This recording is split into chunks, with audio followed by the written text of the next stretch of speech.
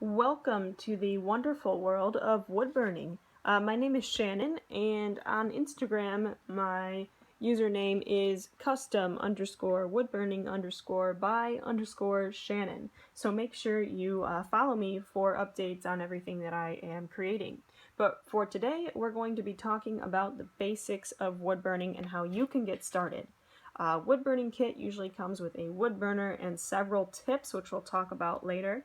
And this one is a little bit more expensive one. It runs you about $30 at Joann Fabrics, maybe $50, and it has a nice adjustable heat setting here, which I usually keep this heat setting all the way at the highest, so I can burn pretty quickly, but it is nice to have the option. But you can get a wood burner for $15 at Walmart, and it's going to do just fine. It'll do exactly what you're looking for. So we're going to start with a nice piece of balsa wood here. That's a light colored wood that's going to burn nice and fast. It's a nice soft wood. You could dig your fingernails into it. That's how you know it's pretty soft. So this is what you would find at basically any craft store if you looked for wood burning materials. To start off, we're going to use this chisel tip, which is the one I use almost exclusively. Starting from the bottom and pushing your way up on this line. I have found that pulling, or starting at the top and pulling your way down, is not as easy to control. It doesn't quite make as nice of lines as you can see right there, and it's going to give you a lot smoother lines and more control to start from the bottom and push up. So there's your basic straight line. If you go slower, you're going to have a thicker, darker line. If you go quicker, you're going to have a thinner, not so dark line. Pretty basic.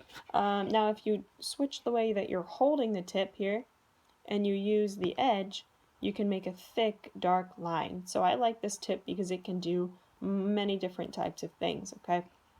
Now if you go slow like that, you'll get that dark line. If you go quick like this, you're going to get hardly anything. And if you just kind of keep it at a steady pace, well, you're going to get something different. So play around with the tip and practice before you try it. Now, if you use the tip, make sure that the front of the tip isn't digging into the wood. So see how the front of the tip there is lifted off the wood as you're going. If you dig into the wood, you're going to get stuck and then you'll end up tripping yourself up. So just like ice skating, you want to keep the tip of that wood burner off the wood and just use the back side. Now you can also make curves and do circles and loops with this. So just turn it as you're going and stay straight up and down while you're making a curve, okay? And then if you lean your wood burner to one side or the other, you're going to be able to make even better curves. So you can start with